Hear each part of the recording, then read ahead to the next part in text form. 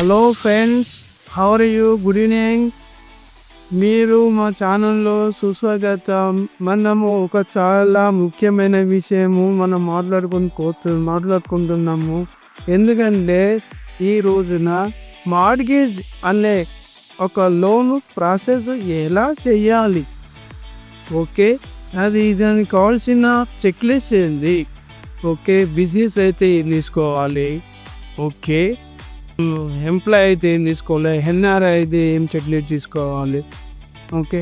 కాబట్టి ఇక్కడ ఏంటంటే మనకు మార్గేజ్ అనేది ల్యాప్ అనేది లోన్ అగెనిస్ట్ ప్రాపర్టీ అంటారు. అంటే సింపుల్గా ప్రాపర్టీ ఆల్రెడీ మన పేరు మీద ఉన్నది కాబట్టి ఆ ప్రాపర్టీని మార్గేజ్ చేయడం అంటే గిరి పెట్టడం, తెలుగులో గిరి పెట్టడం అంటారు. ఓకే, ఇక్కడ మనము ఒక ప్రాపర్టీ తీసుకున్నాం. ప్రాపర్టీలు అంటే గ్రామ పంచాయతీ ఉంటున్నాయి, జేచెన్స్ ఉంటున్నాయి, కూడా ఉంటున్నది. ఈ విధంగా ప్రాపర్టీస్లో ఉంటాయి. అవి కూడా లేఅవుట్ ఉంటుంది, జేచెన్స్లో ఎల్ఆర్ఎస్ ఉంటుంది, అదే గ్రామ పంచాయతీ లేఅవుట్ ఉంటుంది. కాబట్టి ఇక్కడ ఓపెన్ ప్లాట్ కూడా మనం మార్గేజ్ చేయొచ్చు, తీసుకోవచ్చు. ఓకే, రేగులు ఉన్న కూడా చేయాలి. అంటే ఇక్కడ కొన్ని నాన్ బ్యాంకింగ్ ఫైనాన్స్ వాళ్ళు మాత్రమే ఓపెన్ ప్లాట్ కానీ రేకులు అటువంటి ఉన్న వాటిని మాత్రమే మార్గేజ్ చేయడం జరుగుతుంది. వాళ్ళు అప్రూవల్ తీసుకొని చేయడం జరుగుతుంది. వాట్ ఎవరు ప్రాపర్టీ వాళ్ళు ఎంత ఉంది, దాని 50%, 20%, 30%, 60%, 70% అనేది క్యాలిక్యులేషన్ ఉంటుంది. దట్ నార్మ్స్ ప్రకారం వాళ్ళు ఎలిజిబుల్ ప్రాపర్టీ దట్ ఏమంటారు ఎల్టీమేట్ ఏంటిది లోన్ టు వాల్యూ రేషియో అంటాం. ఓకే, ఈ ప్రాపర్టీ విషయంలో మనం వాల్యూ కాస్ట్ గురించి తెలుసుకున్నాం, రేషియో గురించి మనం మాట్లాడుకున్నాం. ఓకే, ఇప్పుడు మనము తెలుసుకోబోయేది ఏంటంటే ఇన్కమ్ వైజ్గా ఇన్కమ్ ఎలా ఉంటుందంటే 60% సమ్ బ్యాంక్స్, 50% సమ్ బ్యాంక్స్. ఎలా ఉంటుందంటే ఫర్ ఎగ్జాంపుల్ ఒక ఎంప్లాయీకి 1 lakh per month ఇన్కమ్ ఉంది అనుకోండి, అప్పుడు అతడు 12 క్యాన్సిల్ చేసుకుంటే 12 lakhs per month ఇన్కమ్ ఉంది. ఓకే, కాబట్టి ఫర్ ఎగ్జాంపుల్ ఒక ఎంప్లాయీకి salary 1 lakh per month income. ఆ ఇన్కమ్లు some banks, okay, national bank ఏం చేస్తున్నాయంటే net income whatever bank credit అవుతుందో సాలరీ దాని నెట్ ఇన్కమ్ తీసుకుంటుంది. ఓకే, సమ్ బ్యాంక్స్ ఏంటంటే గ్రాస్ ఇన్కమ్ తీసుకుంటుంది, డిడక్షన్ కాకుండా తీసుకుంటాయి. ఓకే, ఇక్కడ కొన్ని బ్యాంక్స్ ఇలా తీసుకున్న తర్వాత ఇక్కడ బ్యాంకు కూడా వాళ్ళ యొక్క కంపెనీ యొక్క రెప్యుటేషన్ కూడా చూస్తుంది. ఓకే, ఇక్కడ సపోజ్ 1 lakh సాలరీ ఉంది, సపోజ్ నేషనల్ బ్యాంక్ మనం ఆలోచించినంటే నేషనల్ బ్యాంకులో నెట్ ఇన్కమ్ తీసుకుంటారు. నెట్ ఇన్కమ్ను ఇక్కడ 5 ఈఎంఐ అంట, మంత్లీ ఎర్నింగ్ ఇన్స్టాల్మెంట్ చెప్తారు, ఈఎంఐ ఫెస్టివ్ అంటారు. ఇక్కడ వీళ్ళు తీసుకున్నది 65% మాత్రమే మార్గేజ్లో ఇన్కమ్ తీసుకోవడం అవుతుంది. ఓకే, అంటే 1 lakh అనుకోండి, 65,000 అంటే ఈ మార్గేజ్లో టెన్యూర్ అన్నది ఓన్లీ 15 years మాత్రమే ఉంటుంది.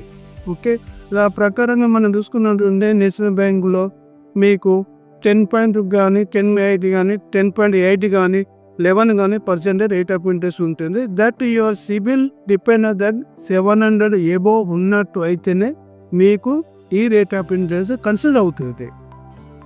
ఓకే, ఫర్ ఎగ్జాంపుల్ 15 yearsలో మీకు ప్రాపర్టీ వాల్యూ కూడా అందులో ఎంత తీసుకుంటారంటే 60% తీసుకుంటున్నారు. 60% తీసుకున్నప్పుడు ప్రాపర్టీ ఫర్ ఎగ్జాంపుల్ మీది ఎగ్జిస్టింగ్ మీద 1 crore ఉంది అనుకోండి, మీకు 60 lakhs మాత్రమే వస్తుంది.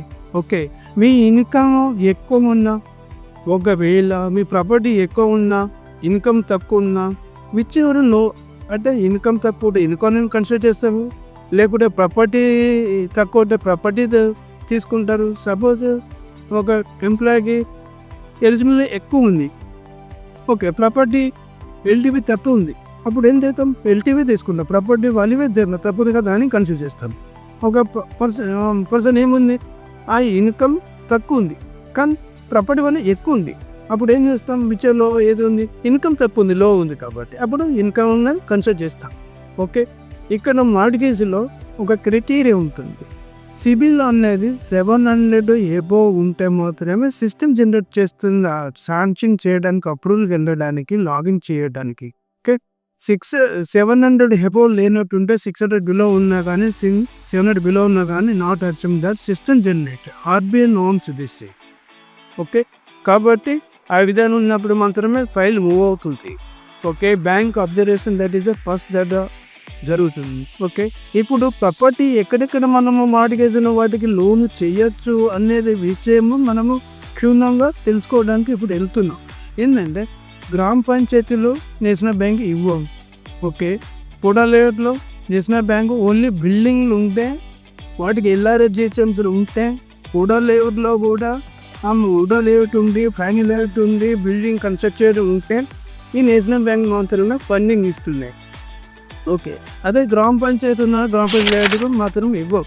అక్కడ ఇంకోటి గ్రామ పంచాయతీలో ఉన్న దానికి ఎల్ఆర్ఎస్ ఉన్నా కానీ ఉంటే మాత్రమే ఇస్తారు. అది ఇండిపెండెంట్ హౌస్ మాత్రమే ఇస్తారు. అక్కడ ఏరియాలో పీపుల్స్ డెవలప్మెంట్ సైట్ అంటే 1 lakh ఉన్నారా, 2 lakh ఉన్నారా, 3 lakhs ఉన్నారా, మిలియన్ ఉన్నారా, ఆ విధంగా బ్యాంక్ అబ్జర్వ్ చేస్తుంది. కాబట్టి అక్కడ మన వాల్యూర్ కానీ వెళ్ళినప్పుడు బ్యాంక్ టెక్నికల్ ఆయన అబ్జర్వ్ చేసి చేస్తారు. అక్కడ కూడా ఏంటంటే బఫర్ జోన్ ఉన్నా కానీ, ఎఫ్టీఎల్ ఉన్నా కానీ, కన్జర్వేషన్ జోన్ ఉన్నా కానీ కూడా ఈ నేషనల్ బ్యాంక్ ఏవి ఇవ్వవు. కానీ some banks, private banks, non bank కూడా కొన్ని ఇవ్వచ్చు, ఇవ్వకపోవచ్చు. డిపెండెంట్ వాళ్ళ యొక్క లీగల్ అడ్వైజింగ్ ఏముందో నామ్స్ ప్రకారం చూస్తున్నా. అది కూడా కొన్ని సమ్ నాన్ బ్యాంక్ కూడా 50% ఇస్తాయి, 30% ఇస్తాయి. కొన్ని ప్రైవేట్ బ్యాంక్ కూడా 60 ఇవ్వచ్చు, 50% కూడా ఇవ్వచ్చు గ్రామం వాటికి. ఓకే, అదేవిధంగా గొడవలు వచ్చినప్పుడు బిల్డింగ్ అవి ఉన్నా కూడా వాటికి కూడా మనం ఫండింగ్ ఇవ్వచ్చు. ఓకే, అదేవిధంగా జిహెచ్ఎంసీలు ఉందనుకోని ప్రాపర్టీ దాన్ని కూడా జిహెచ్ఎంసీ ప్లాన్ అన్నీ ఉంటున్నాయి కాబట్టి అవి ఇండిపెండెంట్ హౌస్ కూడా ఇవ్వచ్చు. ఇంకోటి అపార్ట్మెంట్లో కూడా మున్సిపల్లో ఉన్న వాటి కూడా అపార్ట్మెంట్ కూడా మార్గేసి చేయొచ్చు. ఓకే, ఇంకా ఇక్కడ వచ్చేసి మనకు కొన్ని గ్రామ ఏరియాలో కొన్ని నాన్ బ్యాంక్ కూడా ఫండింగ్ ఇవ్వచ్చు.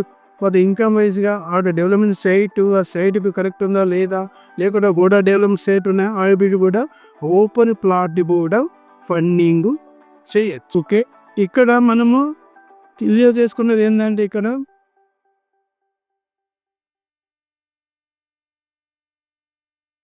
ఇప్పుడు మనము ప్రాపర్టీ ఎక్కడెక్కడ సెలెక్ట్ చేసుకున్నాం, మార్గేజ్ గ్రామ పంచాయతీలో ఎంత డెవలప్మెంట్ అనేది తెలుసుకున్నాం. ఇంకోటి వచ్చేసి బూడలో ప్రాపర్టీ బిల్డింగ్ ఎలా ఉన్నది, ఎలా ఉంటుంది అని మనం మార్గేజ్ చేయొచ్చు అనేది తెలుసుకున్నాం. ఇంకోటి సిబిల్ కూడా సిస్టమ్ లాగిన్ చేయడానికి సిబిల్ ఎంత ఉండాలనేది కూడా మన 700 ఎబోవ్ ఉండాలని మనం తెలుసుకుంది. అది అయితేనే మనం లాగిన్ సిస్టమ్ తీసుకోగలుగుతుంది. ఓకే, ఇవి తర్వాత ఇప్పుడు మనం తెలుసుకోబోయేది ఏంటంటే ఇవన్నీ బాగానే ఓకే, మనం చేసినాం, మార్గేజ్ చూస్తున్నాం, ప్రాపర్టీ వాళ్ళు చూసినాం, దాన్ని లీగల్ చూసుకున్నాము, టెక్నికల్ చూసుకున్నాం, అంతా ఓకే బాగా. ఇప్పుడు మనం ఎలా ఏం తీసుకెళ్ళాలి, ఏ డాక్యుమెంట్ మీకు తెలియదు, ఏమి తీసుకుపోవాలంటే ప్రాపర్టీ డాక్యుమెంట్ ప్రకారంగా మీ పేరు మీద ఉన్న సేల్ డీడ్ డాక్యుమెంటు, మీ పేరు మీద లేటెస్ట్ ప్రాపర్టీ ట్యాక్స్ రిసిప్ట్, మీకు ఎవరెవరు అమ్మారో ఆ లింకులు అప్ టు మీరు 30 years వరకు లింకు ప్రొవైడ్ చేయవలసి వస్తుంది. ఓకే, అందులో డెత్ చనిపోయినా కానీ డెత్ సర్టిఫికేట్ ప్రొవైడ్ లేకుండా ఫ్యామిలీ మెంబర్ కానీ ఇలా ఉంటుంది లీగల్గా. అది మీకు అడ్వకేట్ ఎక్కడ అప్రోచ్ అవుతారో బ్యాంకు వాళ్ళు మీకు అడ్వైజ్ చేస్తారు. అక్కడ అడ్వకేట్ ఉన్న అతడు పంపిస్తే అక్కడ వెరిఫై చేసేసి ఎటువంటి కొరీస్ డాక్యుమెంట్లు మళ్ళీ మేము పంపిస్తారు, పెండింగ్ మీరు సబ్మిట్ చేయవలసి వస్తుంది. ఓకే, ఈ లీగల్ పార్ట్. ఇప్పుడు check list, employ check list. Employ check list అంటే ప్రైవేట్ ఎంప్లాయ్ కానీ గవర్నమెంట్ ఎంప్లాయ్ కానీ సేమ్ అసెస్ ఉంటాయి. 3 month latest payslip, 2 years Form 60 latest, bank statement 6 month latest. Bank statement 6 month అంటే సాలరీ క్రెడిట్ అయ్యే statement మాత్రమే తీసుకోవాలి. Okay, PAN card, Aadhaar card, office ID card, data joining letter, passport photographs 401 ఎన్నెన్న తీసుకోవద్దు bank norms ప్రకారం. Okay, ఇది కావాల్సిన home loan mortgage కావాల్సిన ఎంప్లాయ్ చెక్ లిస్ట్. ఓకే, ఇప్పుడు మనము బిజినెస్ మ్యాన్ గురించి, బిజినెస్ చేస్తుంటారు వాళ్ళకి ఏంటంటే బిజినెస్ మ్యాన్ ఏం చేస్తున్నాను అతనికి 3 years ఐటీ రిటర్న్స్, ఆయనకు లైసెన్స్ కంపెనీ కానీ షాప్ కానీ ఒక లైసెన్స్ ఉంటుంది. జిఎస్టీ ఉండొచ్చు, ఎంఎస్ఎంఈ ఉండొచ్చు, లేబర్ లైసెన్స్ ఉండొచ్చు. అది మనము తీసుకోవాల్సి వస్తుంది. ఇంకోటి పాన్ కార్డ్, ఆధార్ కార్డు కూడా తీసుకోవాల్సి వస్తుంది. ఇంకోటి ఈ సేమ్ పాస్పోర్ట్ సైజ్ అవన్నీ చూసి అప్పుడు వాట్ ఎవర్ వాళ్ళ ఇన్కమ్ క్రైటీరియా బట్టి అప్పుడు మార్గేజ్ ప్రాసెస్ చేయడం జరుగుతాయి. ఫ్రెండ్స్, ఇప్పుడు మనము లోకల్లో హోమ్ లోన్ మార్గేజ్ గురించి మొత్తం తెలుసుకున్నాం. ఇక్కడ మనము బిజినెస్ వాళ్ళకి ఏ చెక్ లిస్ట్ చేయాలి, ఏం కలెక్ట్ చేయాలి, అదే ఎంప్లాయీ అయితే ప్రైవేట్ ఎంప్లాయీ, గవర్నమెంట్ ఎంప్లాయీ ఏ చెక్ లిస్ట్ చేయాలి మనం తెలుసుకున్నాం. ఇప్పుడు ఇంకోటి ఏంటంటే ఎన్ఆర్ఐ వాళ్ళు ఉంటున్నారు. ఎన్ఆర్ఐ వాళ్ళు కూడా మార్గేజ్ లోన్ చేయొచ్చు. సమ్ బ్యాంక్స్ ఇస్తాయి. ఇక్కడ ఎలా అంటే ఎన్ఆర్ఐ వాళ్ళది వాళ్ళకు కూడా సేమ్ అస్టీజ్ check list, property check list ఉంటుంది, లీగల్గా సంబంధించింది. అట్లనే ఎల్టీమీ ఉంటుంది, అట్లనే సిబిల్ స్కోర్ కూడా ఉంటుంది. ఇక్కడ సిబిల్ స్కోరు అక్కడ ఏంటంటే క్రెడిట్ రిపోర్ట్ అని ఎన్ఆర్ఐ వల్ల ఉంటుంది. సపోజ్ అమెరికా కానీ ఆస్ట్రేలియా వాళ్ళు ఉంటారు. సపోజ్ అమెరికాని ఎగ్జాంపుల్గా మనము ఒక కస్టమరు మార్గేజ్ మన దగ్గరకు వచ్చారనుకోండి. వచ్చినప్పుడు వాళ్ళు ఏమంటారు, సార్ చెక్ లిస్ట్ ఏమేమి కొనరు సార్, నాకు ప్రాపర్టీ ఆల్రెడీ నా పేరు మీద ఉంది, 2 crores, నాకు 70 lakhs నాకు అవసరం ఉంది అని వచ్చి మనకు కాంటాక్ట్ అవుతుంది. అయినప్పుడు మనం ఏం చెప్తాము, సరే ఓకే సార్ మీకు కావాల్సిన చెక్ లిస్ట్ ఇలా ఇలా ఉంటుంది. ఇదంటే ఆయనది 6 month latest pay slip employee కాబట్టి 1 year బ్యాంక్ స్టేట్మెంట్ తీసుకుంటాం. ఓకే, ఇక్కడ W2 అని ఉంటుంది, లేటెస్ట్ 2 years తీసుకుంటాం. అండ్ వర్క్ పర్మిట్ తీసుకుంటాము, వీజా తీసుకుంటాం, H1B అనే వీజా ఉంటుంది, అవి కూడా వాలిడిటీ ఉండాలి. పాస్పోర్ట్ కూడా వాలిడిటీ ఉండాలి. కాబట్టి అవన్నీ వెరిఫై చేసుకోవాలి. అనేది పాస్పోర్ట్ కాపీస్ కానీ, అనేది టైం లైసెన్స్ కానీ, అక్కడ పిచ్చేపరి ఏది అయినా రెసిడెన్స్ స్టే చేస్తుందో అవన్నీ కలెక్ట్ చేసుకోవాల్సి వస్తుంది. ఈ డాక్యుమెంట్స్ టోటల్గా అక్కడ అమెరికాలోనే అన్నీ నోటరీ చేసి ఆయన పంపేయవలసి వస్తుంది. కాబట్టి ఇంకోటి పవర్ ఆఫ్ అటార్నీ ఉంటుంది, POA, పవర్ ఆఫ్ అటార్నీ అంటారు. POA అనేది ఓన్లీ బ్లడ్ రిలేషన్షిప్ మాత్రమే ఇవ్వడం, మమ్మీ కానీ, డాడీ కానీ, ఫాదర్ కానీ, సిస్టర్ కానీ ఇవ్వడం జరుగుతుంది. ఆ ఫార్మాట్ బ్యాంకు నుండి వాట్ ఎవర్ సోర్సెస్ చేస్తున్నారో ఆ పర్సన్ మీకు చెక్ లిస్టు అండ్ ఈ పవర్ ఆఫ్ అటార్నీ కాపీ మీకు సెండ్ చేయడం జరుగుతుంది మెయిల్ త్రూ.